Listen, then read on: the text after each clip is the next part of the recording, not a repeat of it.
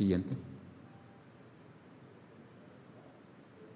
Ahora bien, voy a entrar al tercer tema, que es un tema muy actual y que también es importante que lo conozcan, que son las vulneraciones de datos.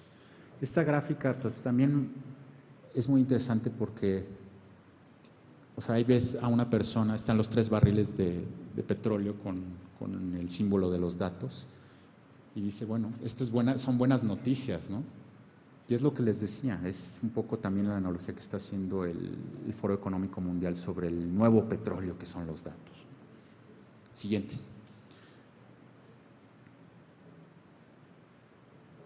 Ahora bien, no hay una definición específica sobre qué es una vulneración de datos, pero una definición es toda información, registros y datos personales de los usuarios que son comprometidos por virtud de un mal manejo o administración de la seguridad de los sistemas de cómputo e información pertenecientes a una empresa, una entidad financiera o una institución gubernamental. Lamentablemente este tipo de incidencias cada vez son más comunes en México y en Latinoamérica.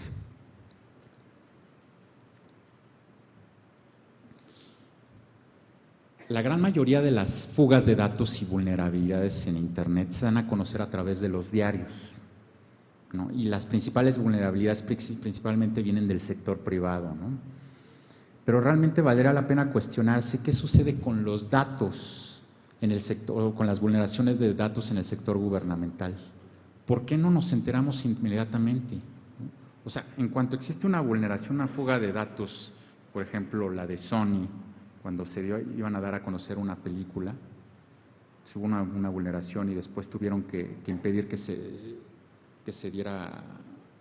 estrenara esa película, o lo de Home Depot, ¿no? Que también muchas de las cuentas de la gente de Depot fueron comprometidas.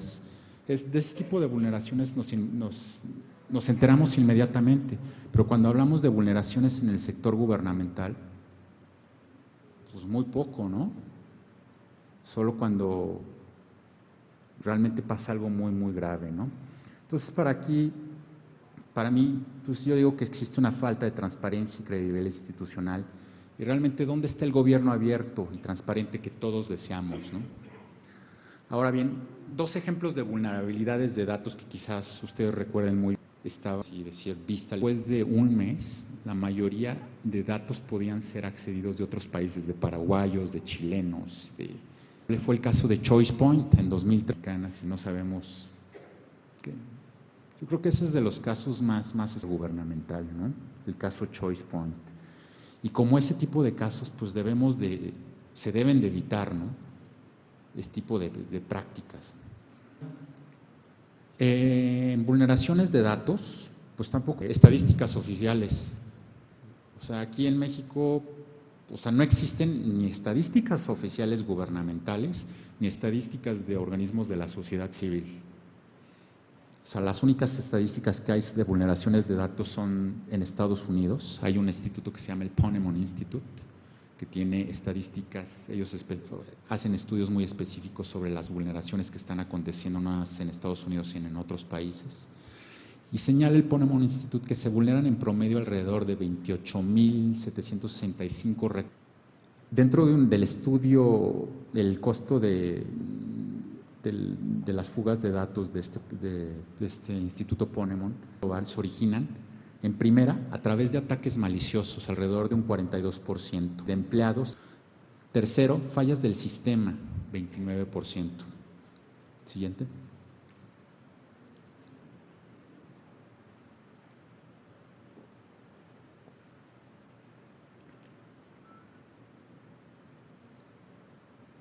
Por ahí hay otra estadística interesante del Breach Level Index Report. Ellos señalan que existe alrededor de una pérdida de 3.023.718 récords al año 2013. El documento señala que las incidentes y vulneraciones se originan externas. Segundo lugar, pérdidas accidentales, 24%. Tercer lugar, actividades maliciosas internas, 15%, promovidos por estados, con alrededor de 1.56%. Ahora bien, podemos acceder al siguiente link que está ahí abajo.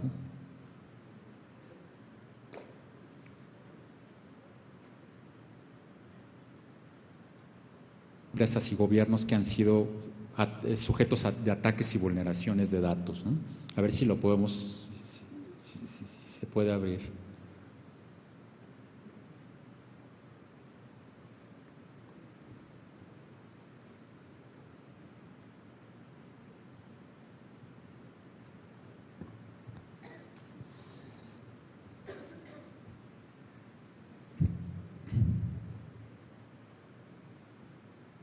Por ejemplo, ahí señalan cuáles son las últimas vulneraciones. Ahí tenemos a Home Depot, por ejemplo, el medio. Luego eBay, Evernote, JP Morgan, Community Health Services. O sea, la gran mayoría de las vulneraciones son de empresas americanas y del sector público. También está muy interesante porque también da los datos exactamente de cuántas informaciones o cuántos datos fueron comprometidos alrededor y da un vínculo muy específico a la fuente de información de donde se sacaron esos datos, ¿no?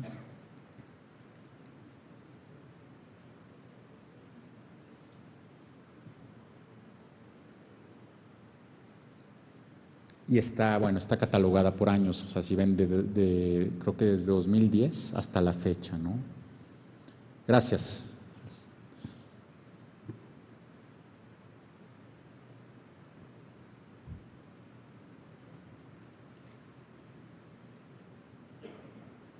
Siguiente.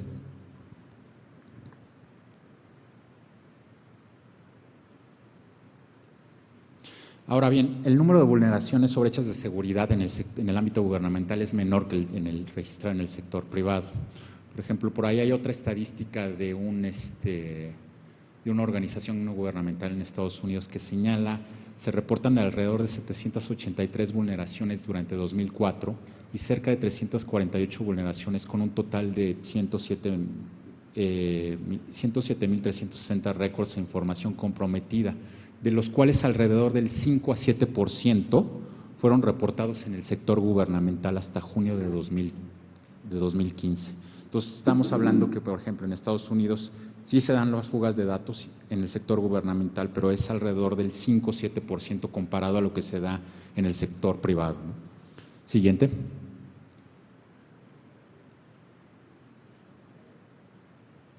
Ahora bien, déjenme darles algunos ejemplos sobre las vulneraciones más escandalosas ocurridas durante este año.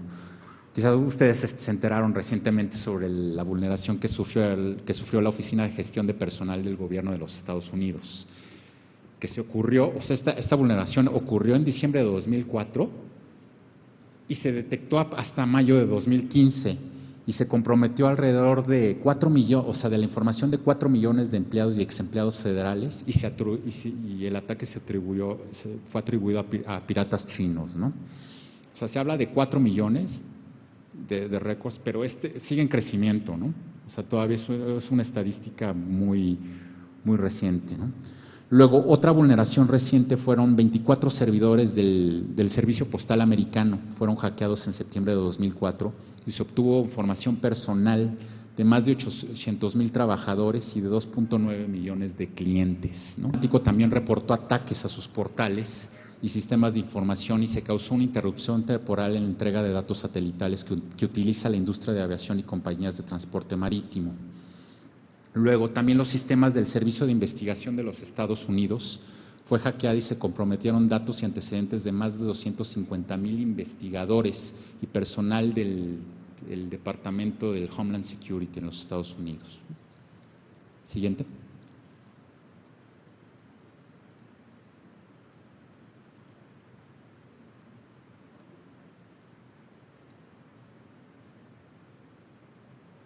Ahora bien, en Europa, a diferencia de Estados Unidos, pues se reportan menos casos.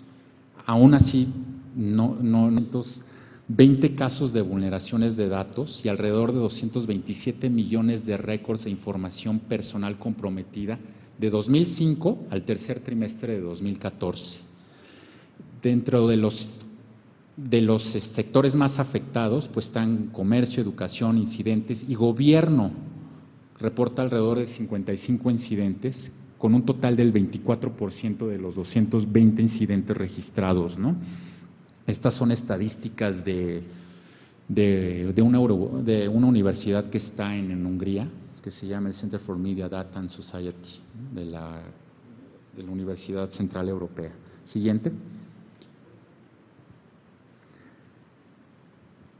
Esta misma universidad también señala que Alemania, Grecia, Holanda, Noruega y el Reino Unido son los 5 países que reportan el mayor número de incidentes y volúmenes de datos y récords comprometidos en Europa. Los récords comprometidos por cada 100 usuarios de Internet, bueno, está Reino Unido, 245, Grecia, 140. Comentaba, no existen estadísticas oficiales sobre el número de brechas y vulneraciones de seguridad tanto en el sector privado como en el sector gubernamental. Siguiente.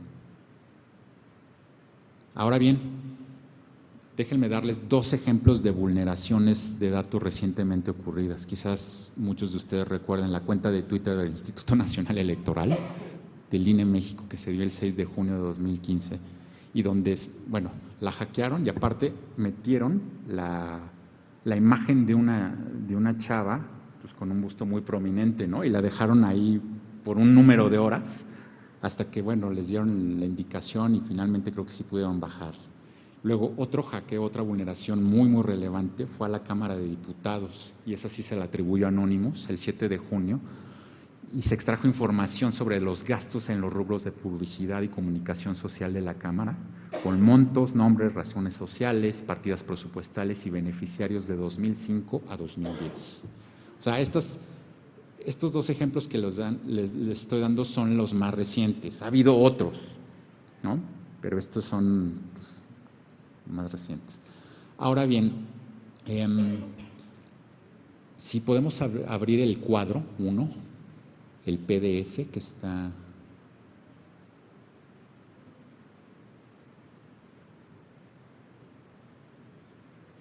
Me permite hacer un cuadro comparativo sobre las principales vulneraciones ocurridas entre 2013 y 2014.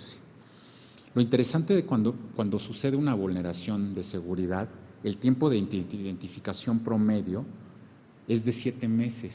Y esto, bueno, no lo digo yo, esto lo dice una empresa de seguridad que se llama FireEye. Luego también el Ponemon Institute nos señala que el costo de las fugas de datos en algunos países a 2013, el equivalente a euros, pues es bastante alto. Por ejemplo, en Alemania tenemos que fue de 3.800.000 euros por esa pérdida y fuga de información.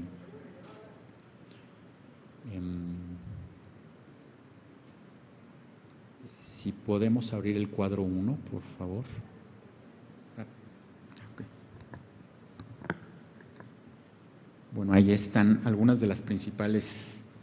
Podemos bajar, o sea, no me voy a ir en específico a todas por la falta de tiempo, pero si nos vamos más abajo, no sé si ustedes recuerden una fuga de datos al puerto de Liverpool. Esa aconteció en diciembre de 2014.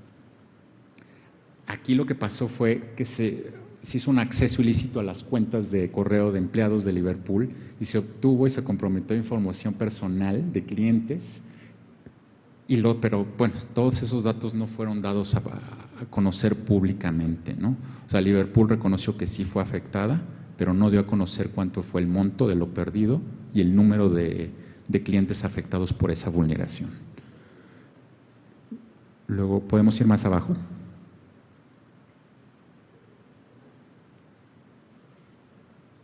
Un poco más arriba. Un poco más arriba.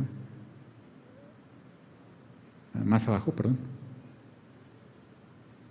En la figura del Parlamento alemán, el Bundestag, se dio un ataque en mayo de 2015. Fue un ataque, no se atribuyó a algún grupo en específico, pero se comprometieron todas las computadoras de los empleados que trabajan en el Bundestag alemán. Entonces, también fue muy interesante porque lo que decían, ok, bueno, se comprometió toda la información, pues vamos a cambiar los sistemas de seguridad y las computadoras. Pero bueno, ¿qué pasa con todos los servidores, no? O sea, los servidores internos donde está esa información, o sea, fueron hackeados, fueron accedidos y toda la información de los empleados que trabajan en el Bundestag, incluyendo nombres, domicilios, pues fue comprometida, ¿no? También otro ataque muy reciente fue el al canal France, el canal 5 de Francia. Se atacaron las redes de transmisión y se hizo una interrupción de la programación por más de 18 horas. Y también se atacó su portal de internet y las cuentas y redes sociales, ¿no?, donde se mantenía toda la información. Bueno, ese anexo ahí lo tienen, va a estar disponible para aquel que quiera consultarlo, ¿no? Bien, siguiente, por favor. Ahora bien, vamos a entrar al cuarto punto, que es los ataques y las amenazas cibernéticas hacia los gobiernos. Ahora, constantemente estamos viendo que cada vez más gobiernos son amenazados, ¿no?, que cada vez hay más ataques a los gobiernos, no nada más pues de grupos que tienen sedes en China, en de Europa, pero pues México también están pasando y pues tenemos que estar alertas sobre eso, ¿no? También hay un cuadro comparativo, hice un comparativo general sobre los ciberataques e incidentes en la vida real. Si pudiéramos hablar el cuadro, o bueno, mejor, si pueden abrir el vínculo que está abajo, ese. Es muy interesante porque es un mapa donde se muestran las ciberamenazas que están aconteciendo en tiempo real.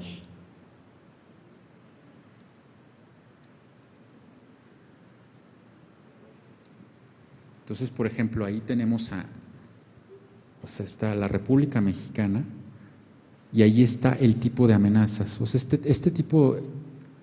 este mapa es creado por Kaspersky, es una empresa de seguridad muy conocida, un software de seguridad. Entonces, ahí está mostrando constantemente cuáles son los tipos de amenazas que hay a nivel real. Por ejemplo, si ven en Estados Unidos. Y también son clasificadas conforme un color, ¿no?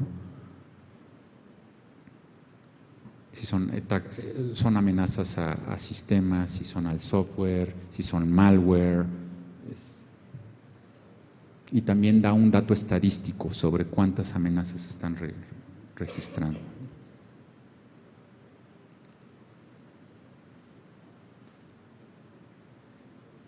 Muy bien, gracias. Siguiente.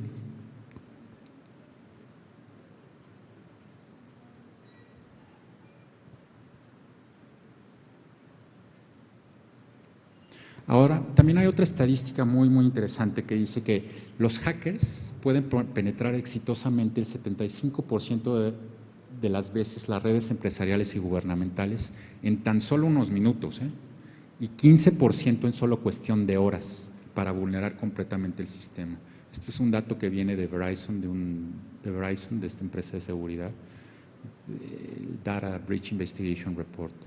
Luego, también otro ataque que está causando un dolor de cabeza, no nada más al sector privado, sino también al sector gubernamental, son los ataques ransomware. ¿Alguno de ustedes ha escuchado sobre el ransomware? ¿Cuántos de ustedes? Bueno, para no hacerles el ransomware es normalmente un mail que viene de alguna empresa de seguridad y dicen, bueno, que viene de una empresa de software y te tratan de vender la idea de que tu computadora ha sido infectada y como tal te van a vender el software para ayudarte a solucionar ese problema, pero te piden un rescate en efectivo o en transacción y les tienes que hacer ese pago. Y ese tipo de ataques ahorita están aconteciendo muchísimo en el sector privado y en el sector gubernamental. Entonces, ojo, ¿no? Porque cada vez es más difícil detectarlos. Muchos de esos correos dicen provenir de la policía francesa o de alguna policía especializada, ¿no? Entonces piden este rescate y mucha gente cae. Luego hay una estadística de Symantec que dice que este tipo de ataques se incrementaron en 113% durante 2014 y el 60% de los ataques dirigidos afectaron a organizaciones e instituciones pequeñas y medianas. Siguiente. Luego también Symantec nos señala que el número de vulneraciones de datos se incrementó en 23% durante 2014 Y los hackers fueron la mayoría de los ataques en los siguientes sectores. Por ejemplo, en el sector público gubernamental, fueron responsables hasta por el 8% de los ataques que se generaron al sector gubernamental. Siguiente.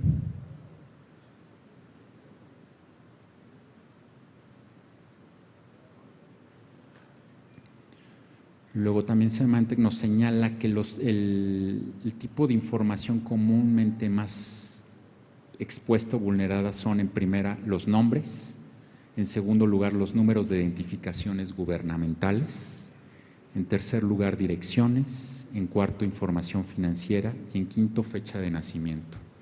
Estos son algunos de los datos más comprometidos, ¿no?, de acuerdo a esta empresa de seguridad. Luego, recientemente, el Consejo de Europa, durante la conferencia Octopus, que es una conferencia especializada en materia de ciberdelitos, dio a conocer una encuesta sobre cuáles son las principales preocupaciones de los ciudadanos en el ciberespacio. Y señala, ¿podemos regresarnos?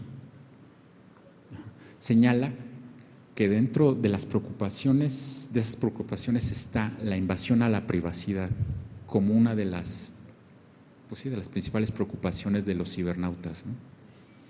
Siguiente. Luego, ahora bien, otro tema que me gustaría platicarles y que es importante que lo tomen en cuenta es la evaluación del impacto de la privacidad en gobiernos. Este tipo de evaluaciones del impacto a la privacidad se hacen mucho en el sector privado, ¿no?, sobre todo para saber cómo está en el estado de los datos. Pero realmente me gustaría saber cuántos de ustedes o la gente que trabaja en sistemas hacen este tipo de evaluaciones del impacto a la privacidad y de los datos antes de hacer un informe sobre los datos que están tratando, que están procesando. ¿Cuántos de ustedes hacen este tipo de evaluaciones? Pues sí, no me sorprende porque es un tema muy, muy novedoso.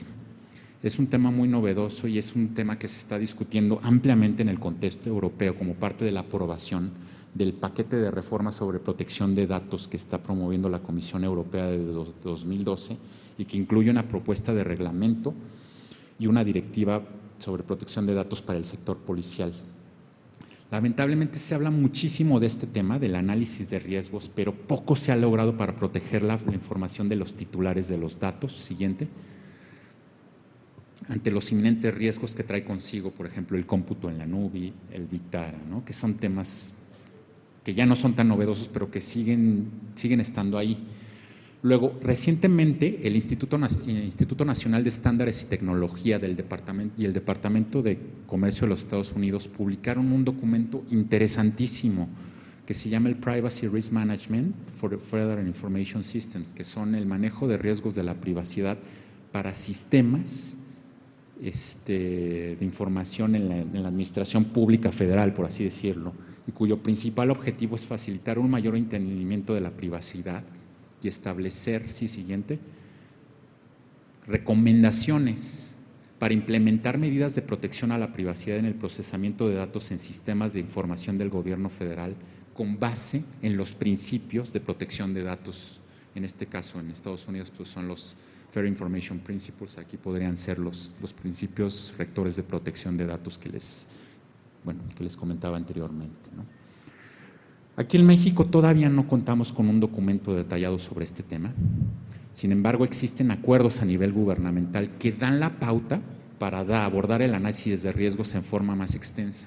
Un ejemplo de ellos es el acuerdo por el que se establece el esquema de interoperabilidad y datos abiertos de la Administración Pública Federal del 6 de septiembre de 2011. O sea, ahí se establecen algunas pautas que podían ser,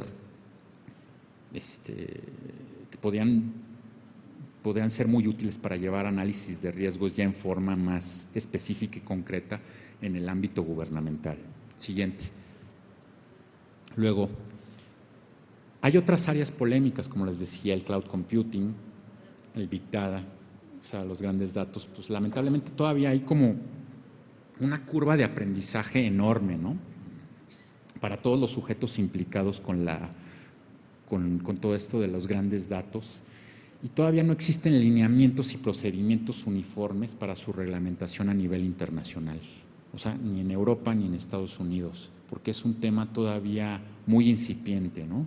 Pero gran parte, cuando se vayan a empezar a crear las políticas y todos estos lineamientos, pues se van a tomar en cuenta lo que ya se ha hecho anteriormente, con los principios de privacidad de la OSD, de APEC, que tienen que respetarse, o sea, no se va a descubrir el hilo negro, se va a trabajar sobre los principios que ya hay a nivel internacional, ¿no? Luego, hay otro tema muy interesante a nivel internacional, que es el acceso transfronterizo a datos para investigaciones penales. ¿Hay algún representante de la Procuraduría, de las Procuradurías de Justicia de aquí? Este es un tema interesante porque plantea cuestiones de evidencias electrónicas, cómo pueden los entes policíacos, las autoridades judiciales, poder llevar a cabo una investigación transfronteriza a través de Internet sin una autorización judicial. Puede ser, esto trae consecuencias, trae muchísima, es un debate muy intenso que se está analizando en el Consejo de Europa sobre si es constitucional, sobre si se afecta a la soberanía de los estados, sobre si debería ser permitido o no, pero independientemente de eso ya se está haciendo, ¿no? Muchas de las policías, de los investigadores judiciales en Europa lo están haciendo precisamente para hallarse de la información y la evidencia que les permita llevar a cabo una investigación a nivel penal, ¿no? Para poder identificar y posteriormente procesar un ciberdelincuente. Siguiente. Ahora bien, déjenme hablarles un poco sobre las resoluciones de privacidad en el sector público. Yo creo que hay dos muy relevantes. La primera de ellas es la resolución del Tribunal de Apelación del Segundo Circuito de 7 de mayo del 2015, en la que se resolvió que la recolección de metadatos relacionados con la información de líneas telefónicas domésticas por parte de la Agencia Nacional de Seguridad es ilegal. Es ilegal a todas luces. Siguiente. Y entonces, esta resolución modificó la sentencia original del Tribunal del Sur de Nueva York, que reconocía la legalidad y la legitimidad del programa de recolección de datos telefónicos por parte de la Agencia de Seguridad Americana bajo el título 215 de la legislación Patriot Act. Entonces, esa es una resolución relevante en el contexto internacional, porque ya la declara inconstitucional, esta recolección de metadatos por parte de las agencias gubernamentales. La sentencia fue reenviada al Tribunal del Sur de Nueva York y está pendiente todavía su ejecución. Siguiente. Luego, en Europa ha habido algunas resoluciones, o sea, ha habido la resolución del derecho al olvido del Tribunal Europeo. Digo, no voy a entrar en materia porque es más una resolución sobre el derecho al olvido en el contexto privado. Y ahora, como parte de esa resolución, pues ya los motores de búsqueda en Europa ya la están implementando y permiten a los ciudadanos europeos solicitar o permiten que sus datos sean borrados o por lo menos quitados de los motores de búsqueda cuando esa información les causa algún perjuicio, ¿no? Pero hay otra resolución muy interesante de abril de 2014 de la Sala Superior del Tribunal Europeo de Justicia, que invalidó la directiva sobre conservación de datos, debido a que los legisladores de la Unión Europea habían excedido los límites del principio de proporcionalidad en la creación de la directiva. ¿Qué era lo que hacía esta directiva? Bueno, las directivas lo que hacen a nivel europeo, imponen una especie de regulación que todos los Estados miembros deben implementar a nivel nacional, y cada Estado nacional la implementa en forma muy distinta. Por ejemplo, esta directiva tuvo muchísimos problemas en Alemania. De hecho, se declaró inconstitucional en 2000, si mal no recuerdo, en 2010, porque se decía que se excedían los límites de la recolección y aparte se estaba infringiendo el derecho a la privacidad de los ciudadanos alemanes. O sea, Alemania, Rumania fueron de los primeros países en declarar esta directiva inconstitucional a nivel nacional, pero después vino esta resolución del Tribunal de Justicia Europeo, en donde ya invalidó completamente esta directiva y donde los países ya no deben de seguirla e implementarla en sus procesos o en su legislación nacional, ¿no? Porque suponía una grave interferencia de los derechos de privacidad y protección de datos personales. Siguiente.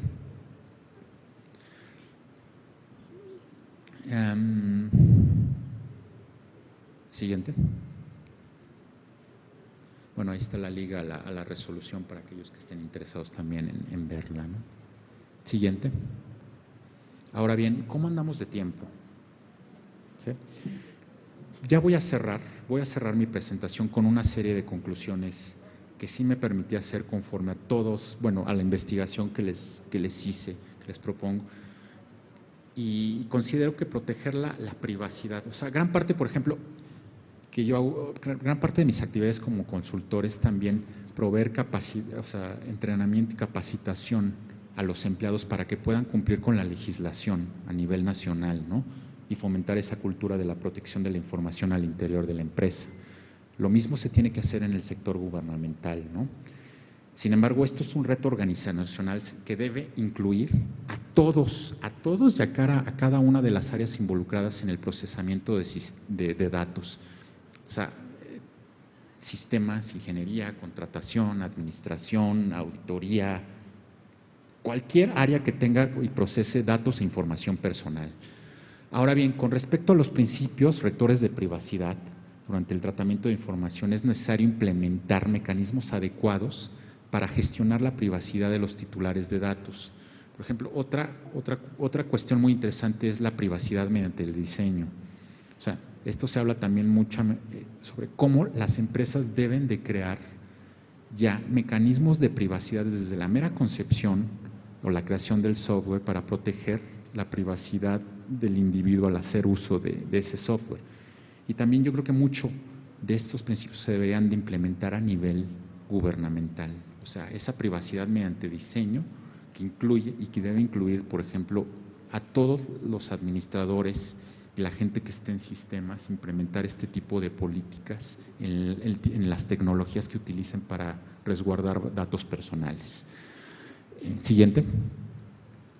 El entrenamiento y la capacitación continua. O sea, cuando estamos hablando de entrenamiento, no nada más debe ser un entrenamiento básico y intermedio. Debe de haber 3 niveles: básico, intermedio, avanzado, y tiene que ser continuo, porque lamentablemente muchas veces los que capacitan pues cumplen su función, su labor, cobran su dinero y después se van y ya no lo hacen. Y luego hay mucha rotación en el personal de los institutos, etcétera, que no tienen conocimiento. Entonces yo creo que la capacitación continua es fundamental para realmente fomentar una verdadera cultura de respeto y protección de la información y datos al interior de la institución conforme a los estándares tanto nacionales y las prácticas internacionales. También es importante implementar procedimientos y políticas adecuadas dentro del ciclo de vida de la información y manejo de incidentes. Identificar, remediar, proteger, responder, informar, evaluar. Siguiente. Otro punto que considero muy importante es implementar y adoptar tecnologías de encriptación y políticas rigurosas para la administración y manejo de datos y realizar auditorías de seguridad de la información en forma anual para asegurarse de que se están cumpliendo con los objetivos de la política de seguridad y privacidad.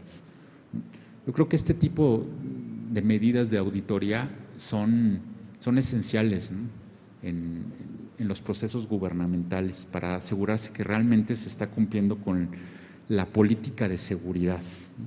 Y esa auditoría, bueno, pues puede ser por un tercero, ¿no? No necesariamente gubernamental. Luego, también, otro ejercicio del que muy pocos, que también se está haciendo a nivel internacional, pero que todavía está muy incipiente, es realizar y conducir en forma regular simulacros de análisis de impacto de riesgo entre los distintos departamentos encargados del procesamiento de información para estar preparados en caso de una posible vulneración o un ataque como el que les mostré y que les hablé durante esta charla, ¿no? Siguiente. Hay otro punto que quizá algunos de ustedes me debatan, y es Incluir obligaciones de notificación inmediata a los usuarios en caso de sufrir una vulneración o fuga de información, así como indemnizaciones a los usuarios afectados por la vulnerabilidad. Esto ya está implementado en el sector privado, pero en el sector gubernamental no. Yo creo que es un reto, o sea, es un reto legislativo, pero que debería de tomarse en cuenta. Luego, otro punto que es muy relevante es crear la figura o de oficial de encargado de protección de datos como un punto oficial de contacto para difundir la cultura de protección de datos y de la información al interior de cada organización mediante la revisión de políticas, auditorías, entrenamiento y capacitación en todos los niveles. O sea, esta figura ya está prevista, por ejemplo, en la Ley Federal de Datos Personales del Sector Gubernamental. O sea, no es, pero es importante que se pudiera implementar esto. Siguiente. Y luego, en el área de políticas públicas, al principio de esta conferencia me pareció escuchar también sobre los retos que hay en materia de la Agenda Digital Nacional, ¿no? Por ejemplo, entre los objetivos de esa Agenda Digital Nacional se encuentran la transformación gubernamental y su habilitador de datos abiertos, y estos deben ser implementados adecuadamente para facilitar una relación más dinámica entre la sociedad y el gobierno en la prestación de servicios públicos, en donde los datos y la privacidad de la información de los ciudadanos deban ser considerados con un alto grado de prioridad entre los funcionarios encargados que tratan información de carácter personal. Siguiente.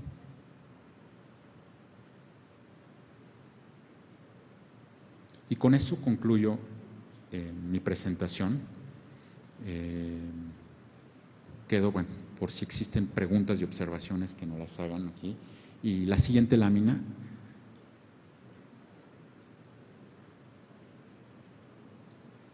Les dejo ahí mis datos de contacto. Me pueden seguir en Twitter, está mi correo electrónico, y estas son las dos páginas que manejo, ¿no? Y también, bueno, los vínculos y los banners de dos de mis libros publicados, por si existe el interés de esta audiencia en estos temas.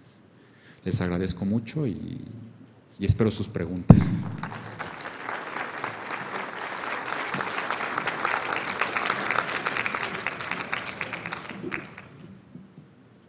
Muchas gracias, Cristos, por la tan interesante conferencia.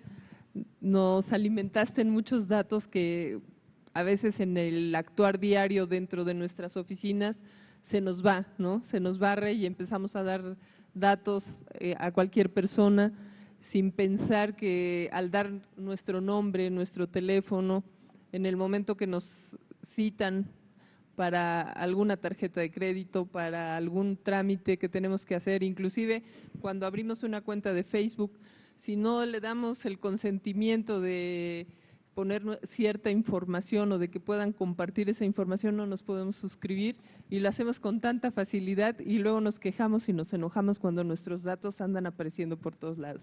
Debemos de tener cuidado. Muchas gracias. Cristos, hay algunas preguntas. Dice esta persona, dice, está usted, no nos da su nombre, pero dice, ¿está usted de acuerdo en que los promotores del Open Data gubernamental deben promover simultáneamente la protección de datos personales en los entes gubernamentales?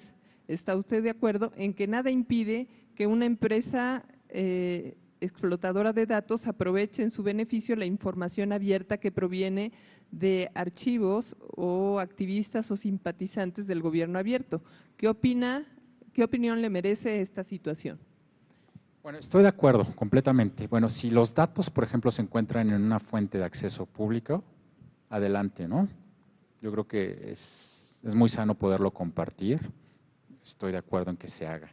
Ahora, conforme a la siguiente parte de gobierno abierto, pues es que es un tema muy, muy novedoso esto de gobierno abierto, pero yo soy partidario que también se debe proteger esa información conforme a los principios rectores de la protección de datos, ¿no? Así estemos hablando de gobierno abierto, transparencia, acceso a la información, esos principios rectores en materia de protección de datos prevalecen y deben ser implementados, ¿no? Entonces, Yo digo que sí. Sí es factible poder tener datos abiertos siempre y cuando podamos proteger ciertos datos de privacidad de los usuarios, ¿no? Claro. Okay. Luego, Luis, Contralor Municipal, nos dice, ¿qué recomienda a los municipios para una mejor y más adecuada protección de datos personales? Pues como les comentaba, es un gran número de medidas que se deben implementar. O sea, nosotros como usuarios no podemos esperar que el gobierno proteja nuestros datos en forma adecuada. O sea, yo creo que la protección de datos comienza aquí, o sea, en nosotros, y esa protección es no nada más el poner las cuestiones de privacidad que tenemos en nuestro iPad, en nuestras redes sociales y tal, sino también fomentar esa cultura entre nuestra familia, nuestros amigos, hacer charlas informales, reuniones. Yo creo que en la protección de datos todos somos responsables, no nada más el sector gubernamental y el sector privado, sino el individuo como tal. Ok. Aquí Adriana Gariel tiene una organización civil y nos dice, ¿qué costo tiene una sanción para una AC si no tiene su carta de privacidad de datos? Ahora bien, cuando estamos hablando de una AC, la ley hace algunas excepciones. Si los datos no son utilizados o sea, si los datos no son utilizados, no se lucran con esos datos, bueno, la asociación puede estar exenta, pero si trata con datos y lucra con ellos, pues sí, o sea, sí entra. Pero bueno, más concreta a la pregunta, yo creo que o sea, ¿qué costo tiene una sanción? Pues varían, o sea, las sanciones que provee la Ley Federal de Protección de Datos Personales están establecidas en días de salario mínimo, pero pueden ir desde 100 días hasta, si mal no recuerdo, creo que son, ya no me acuerdo, pero sí pueden ser muy altas, ¿no? Bueno, Raimundo Bautista, lo dejaste muy decepcionado. Dice, con estos datos se debe entender que en México es muy vulnerable la protección de datos personales. Yo digo que no es que sea México, o sea, todos los países son vulnerables a sufrir un ataque. O sea, se debe tener en cuenta que cualquier gobierno puede sufrir un ataque en cualquier momento. Entonces, por eso, como yo les decía, esta serie de recomendaciones y conclusiones, que se realicen estos ejercicios de simulacros, ¿no? Para estar preparados en caso para prevenir una posible fuga o un posible hackeo, yo creo que son bien importantes que se hagan, ¿no? Si bien es claro que en México estamos empezando con estas acciones de protección de datos personales, también es cierto que nuestra normatividad cada vez está siendo más dura contra las personas que generamos esas bases de datos. Cada vez tenemos más sanciones y no las cuidamos. Entonces, sí vamos caminando para que no sea tan vulnerable y se tome más en serio, ¿no? Siempre la creatividad del mexicano, tenemos Sí. que ir un paso adelante a esa creatividad. Y por último, dice una persona que no quiso poner su nombre, dice, las declaraciones de Edward Snowden, ¿cómo afectan la credibilidad de estados y naciones que dicen ser gobiernos abiertos? Es una excelente pregunta. Porque, bueno, la credibilidad, pues sí, o sea, la credibilidad de los gobiernos la puso Snowden cuando dio a conocer esos datos, ¿no? Cuando dio a conocer esa información de toda esa vigilancia masiva que estaba realizando las instituciones de seguridad en Estados Unidos. Pero es una excelente pregunta y sí, o sea, es algo que los gobiernos deben de tomar en cuenta y que ya, o sea, hay que tomar en cuenta que esto vino de la sociedad civil. Estamos hablando de un ex empleado de la NSA que después se volvió sociedad civil y es parte del discurso, ¿no? Ok, pues con eso damos por concluido el día de hoy las acciones. Te agradecemos mucho, Cristos, que hayas aceptado venir de tan lejos a darnos tus conocimientos, a compartir tus experiencias. Y pues ahí están tus datos para que cualquiera de los asistentes puedan consultarte después. Así es. Muchas gracias. Gracias a ustedes. Asimismo, la arquitecta María del Carmen Leiva Báthory entrega el merecido reconocimiento al doctor Cristos Velasco San Martín por haber compartido sus valiosas experiencias, vivencias y conocimientos. Gracias, doctor, por su amable presencia en este segundo seminario internacional. Brevemente les recordamos que mañana a partir de las 9 de la mañana se abrirán las puertas del salón para recibirlos con mucho gusto y a las 9:45 en punto iniciaremos con la conferencia magistral que nos va a impartir la diputada de la 62ª legislatura del Honorable Congreso de la Unión, Elizabeth Osbelia Yáñez Robles. El tema será el nuevo Sistema Nacional Anticorrupción en México. Asimismo, les recordamos, amigas y amigos, que para obtener la constancia de asistencia y el reconocimiento a este segundo seminario internacional es indispensable contar con la asistencia de los 2 días. Muchas gracias, felicidades, hasta mañana, Puebla, ciudad de progreso.